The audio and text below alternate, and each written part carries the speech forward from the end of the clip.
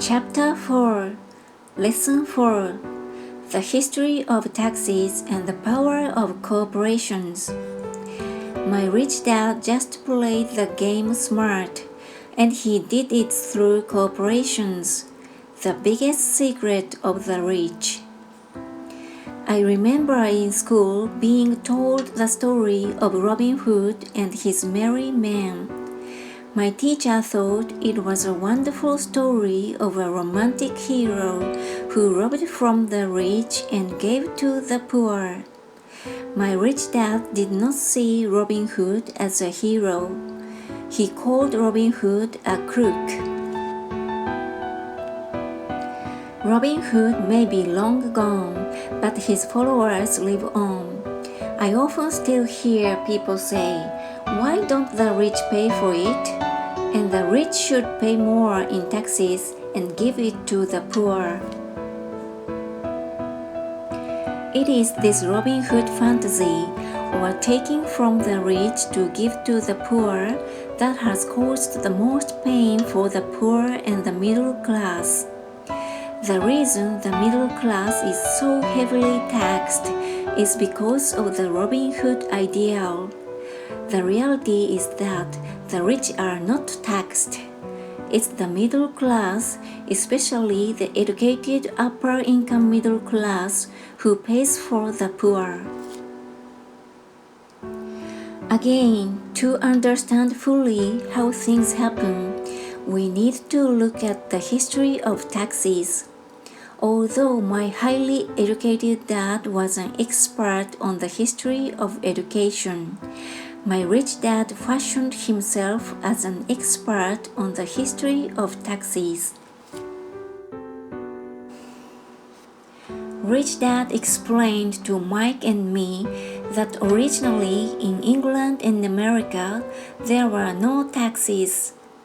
Occasionally, there were temporary taxes levied in order to pay for wars. The king or the president would put the word out and ask everyone to chip in.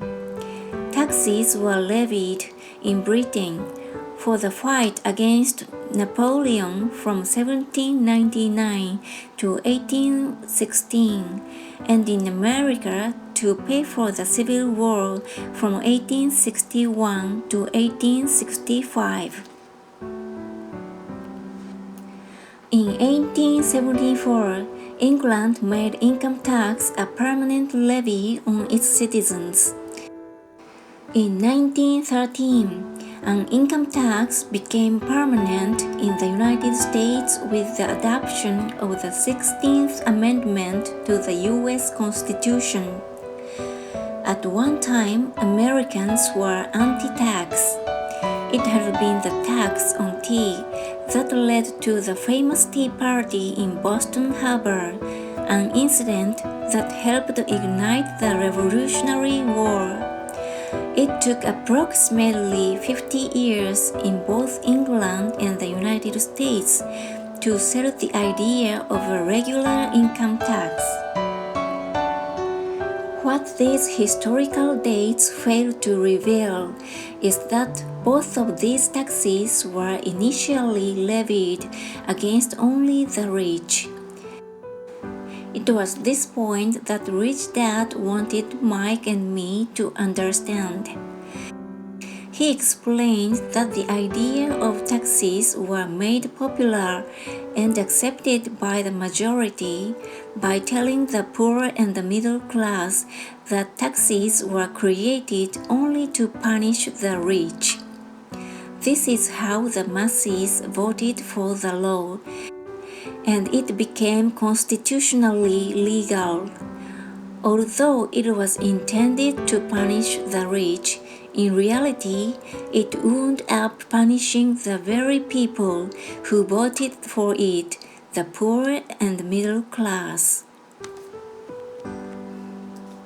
Once government got a taste of money, its appetite grew, said Rich Dad. Your dad and I are exactly opposite. He is a government bureaucrat and I am a capitalist. We get paid and our success is measured on opposite behaviors. He gets paid to spend money and hire people. The more he spends and the more people he hires, the larger his organization becomes. In the government, a large organization is a respected organization. On the other hand, within my organization, the fewer people I hire and the less money I spend, the more I am respected by my investors. That's why I don't like government people. They have different objectives than most business people. As the government grows, more and more tax dollars are needed to support it. My educated dad sincerely believed that government should help people. He loved John F. Kennedy and especially the idea of the Peace Corporation. He loved the idea so much that both he and my mom worked for the Peace Corporation, training volunteers to go to Malaysia, Thailand, and the Philippines. He always strived for additional grants and budget increases so he could hire more people, both in his job with the Education Department and the Peace Corporation. From the time I was about 10 years old, I would hear from my rich dad that government workers were a pack of lazy thieves, and from my poor dad, I would hear how the rich were greedy crooks who should be made to pay more taxes. Both sides had valid points. It was difficult to go to work for one of the biggest capitalists in town and come home to a father who was a prominent government leader. It was not easy to know which dad to believe. Yet, when you study the history of taxes, an interesting perspective emerges. As I said, the passage of taxes was only possible because the masses believed in the Robin Hood theory of economics. Take from the rich and give to everyone else. The problem was that the government's appetite for money was so great that taxes soon needed to be levied on the middle class, and from there it kept trickling down. However, the rich saw an opportunity because they don't play by the same set of rules. The rich knew about corporations, which became popular in the days of sailing ships. The rich created the corporation as a vehicle to limit their risk to the assets of each voyage. The rich put their money into a corporation to finance the voyage. The corporation would then hire a crew to sail to the New World to look for treasure. If the ship was lost, the crew lost their lives, but the loss to the rich would be limited only to the money they invested for that particular voyage. It is the knowledge of the legal corporate structure that really gives the rich a vast advantage over the poor and the middle class. Having two fathers teaching me, one a socialist and the other a capitalist, I quickly began to realize that the philosophy of the capitalist made more financial sense to me. It seemed to me that the socialists ultimately penalized themselves due to their lack of financial education. No matter what the take from the rich crowd came up with, the rich always found a way to outsmart them. This is how taxes were eventually levied on the middle class. The rich outsmarted the intellectuals solely because they understood the power of money, a subject not taught in schools. How did the rich outsmart the intellectuals? Once the take from the rich tax was passed, cash started flowing into government coffers. Initially, people were happy. Money was handed out to government workers and the rich. It went to government workers in the form of jobs and pensions, and it went to the rich via their factories receiving government contracts. The government received a large pool of money, but the problem was the fiscal management of that money. The government ideal is to avoid having excess money. If you fail to spend your allotted funds, you risk losing it in the next budget. You would certainly not be recognized for being efficient. Business people, on the other hand, are rewarded for having excess money and are applauded for their efficiency. As this cycle of growing government spending continued, the demand for money increased, and the tax the rich idea was adjusted to include lower income levels down to the very people who voted it in, the poor and the middle class. True capitalists used their financial knowledge to simply find an escape. They headed back to the protection of a corporation.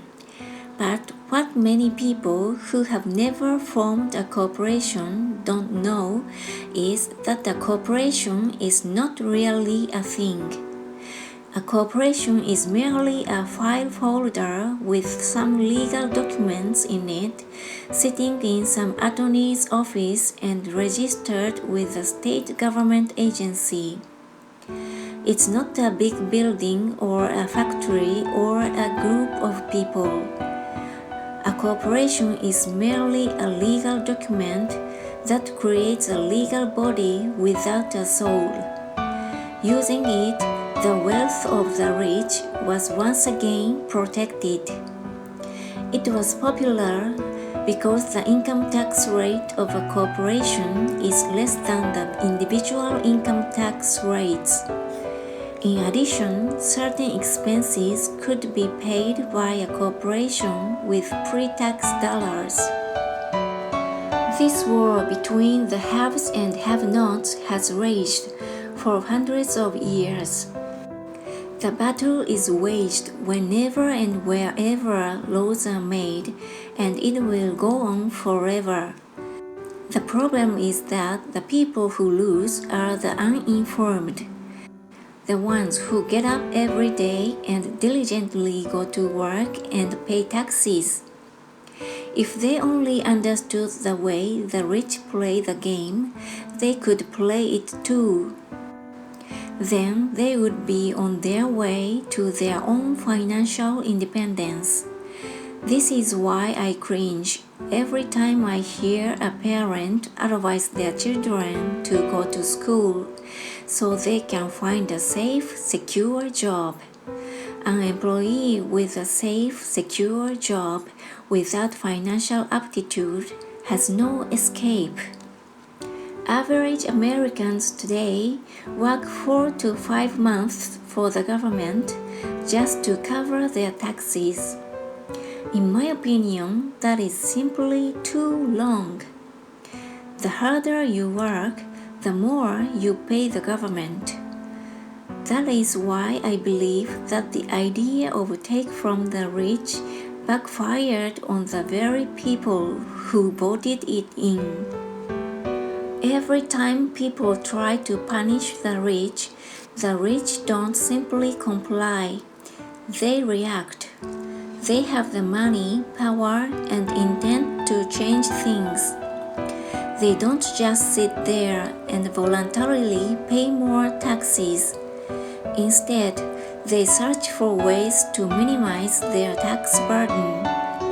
They hire smart attorneys and accountants and persuade politicians to change laws or create legal loopholes.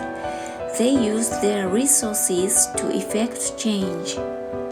The tax code of the United States also allows other ways to reduce taxes.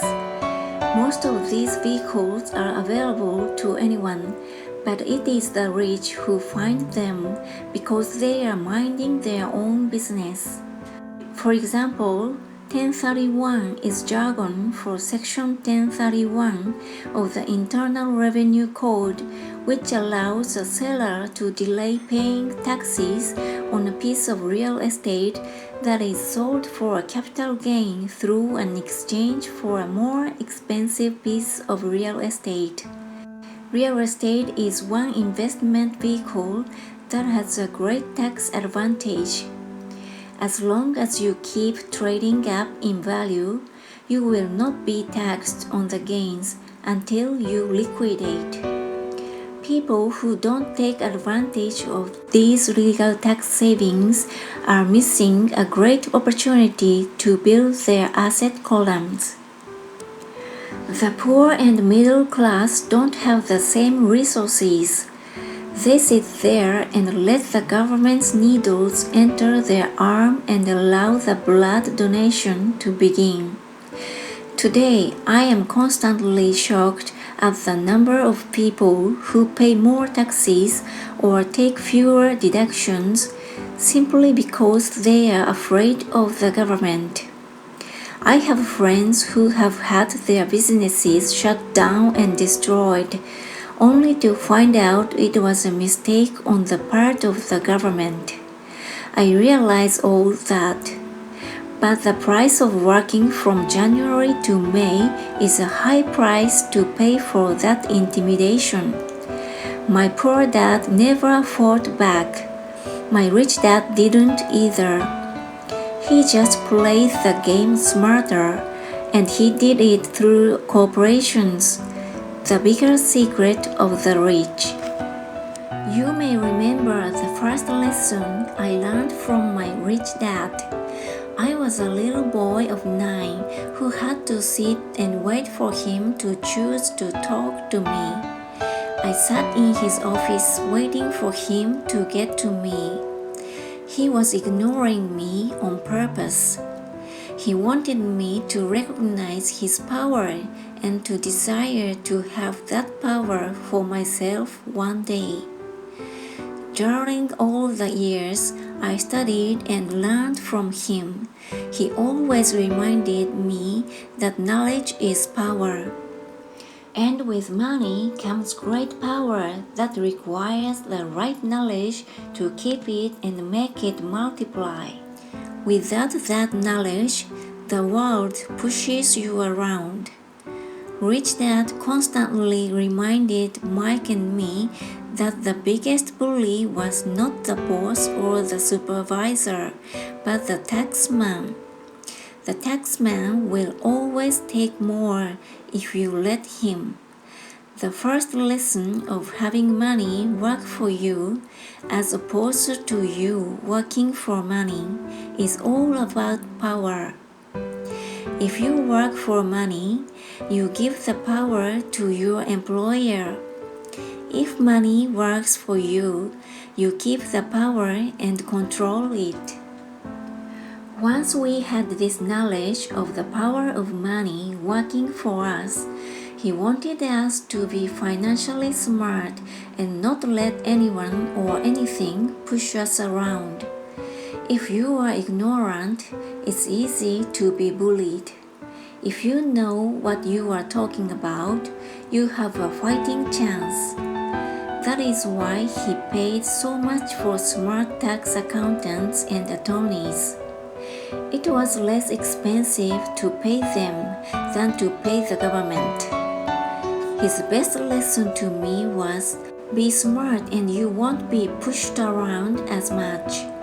He knew the law because he was a law-abiding citizen and because it was expensive to not know the law. If you know you are right, you are not afraid of fighting back, even if you are taking on Robin Hood and his band of merry men. My highly educated dad always encouraged me to land a good job with a strong corporation. He spoke of the virtues of working your way up the corporate ladder. He didn't understand that by relying solely on a paycheck from a corporate employer, I would be a docile cow ready for milking. When I told my rich dad of my father's advice, he only chuckled. "Why not own the ladder?" was all he said. As a young boy, I did not understand what rich dad meant by owning my own corporation. It was an idea that seemed impossible and intimidating. Although I was excited by the idea, my inexperience wouldn't let me envision the possibility that grown-ups would someday work for a company I would own. The point is that if not for my rich dad, I would have probably followed my educated dad's advice. It was merely the occasional reminder of my rich dad that kept the idea of owning my own corporation alive and kept me on a different path. By the time I was 15 or 16, I knew I wasn't going to continue down the path my educated dad recommended.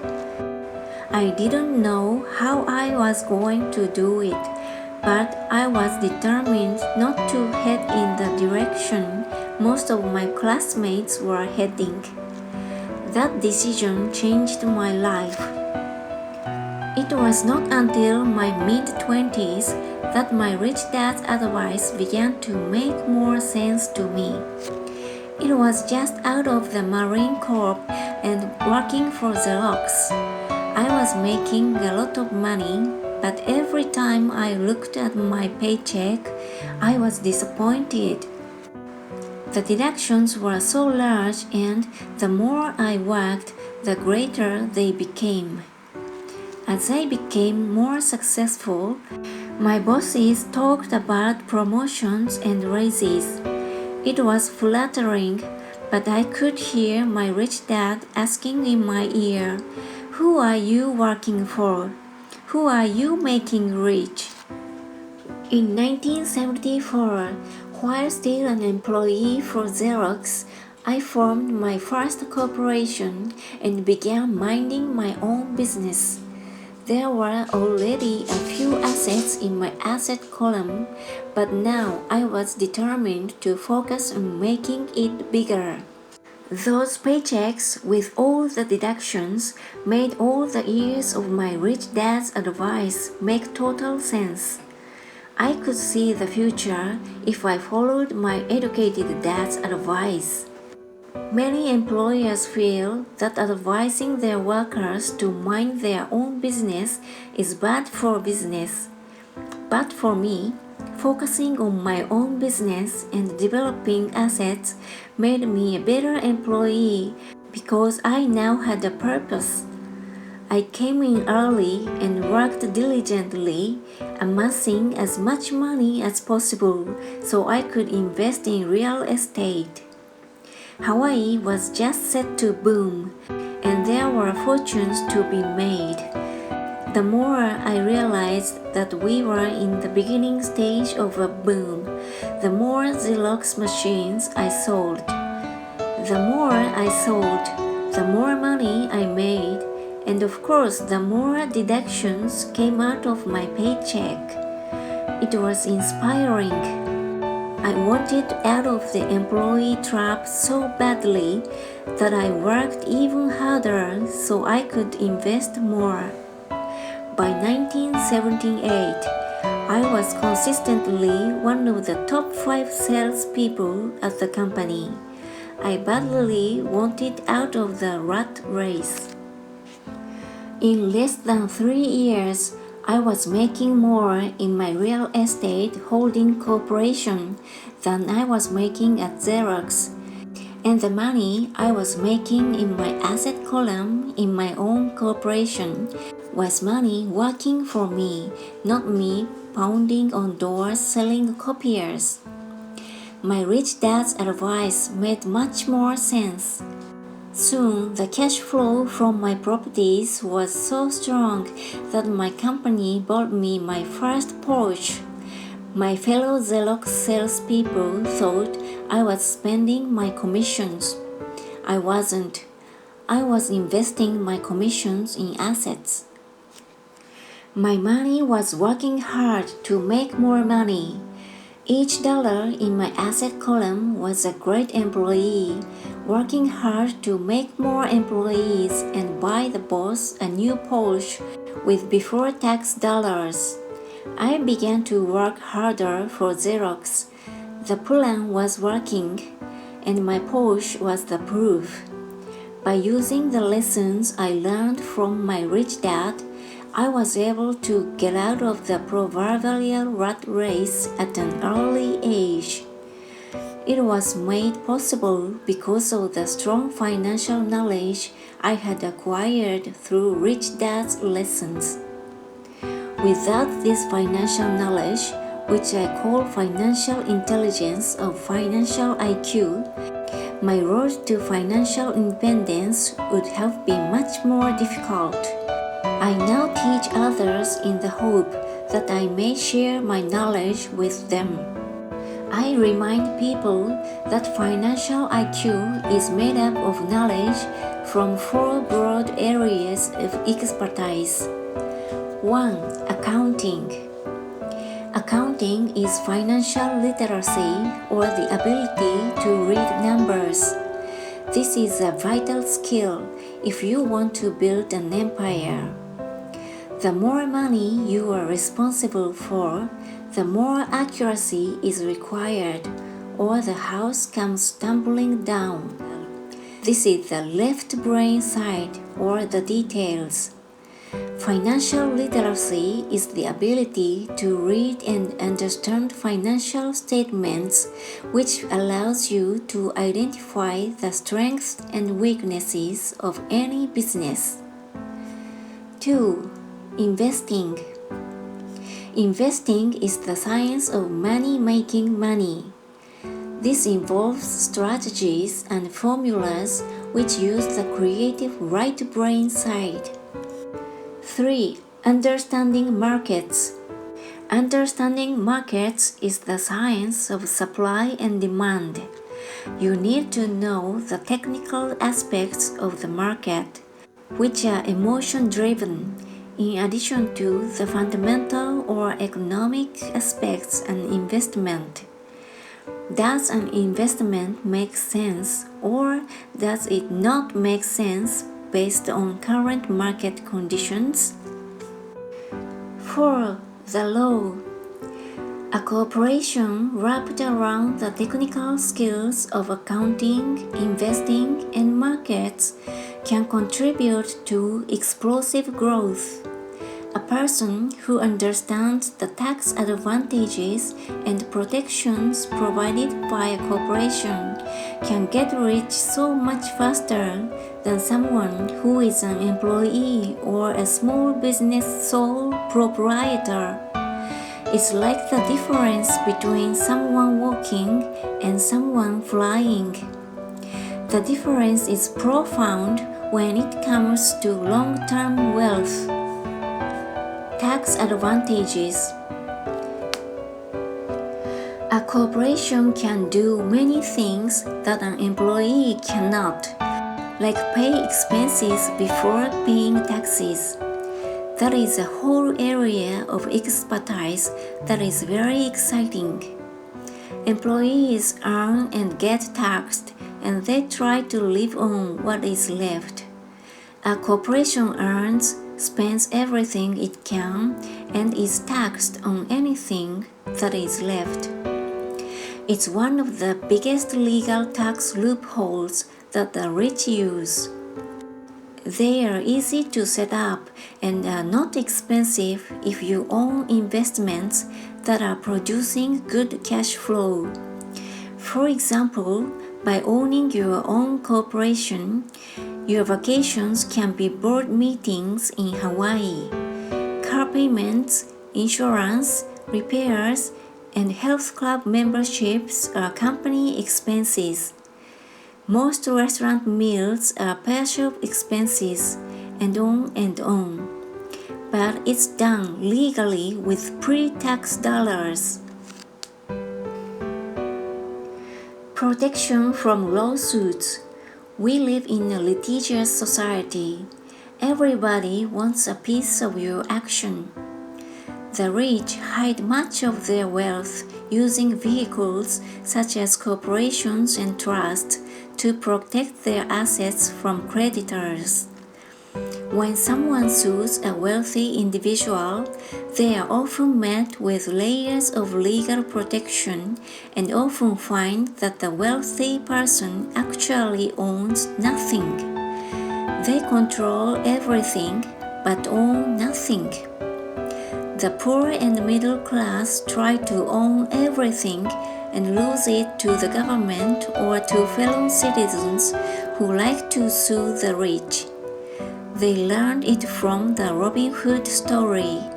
Take from the rich and give it to the poor.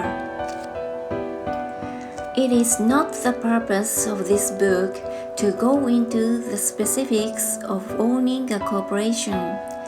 But I will say that if you own any kind of legitimate assets, I would consider finding out more about the benefits and protection offered by a corporation as soon as possible.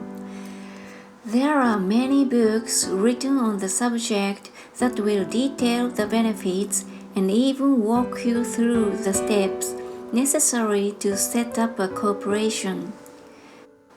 Garrett Sutton's books on corporations provide wonderful insight into the power of personal corporations. Financial IQ is actually the synergy of many skills and talents. I would say it is the combination of the 4 technical skills listed above that make up basic financial intelligence. If you aspire to great wealth, it is the combination of these skills that will greatly amplify your financial intelligence. In summary, business owners with corporations: 1. Earn. 2. Spend. 3. Pay taxes. Employees who work for corporations: 1. Earn. 2. Pay taxes. 3. Spend. As part of your overall financial strategy, I recommend that you learn about the protection that legal entities can provide for businesses and assets. If you like this video, give me a thumbs up and subscribe. Thank you!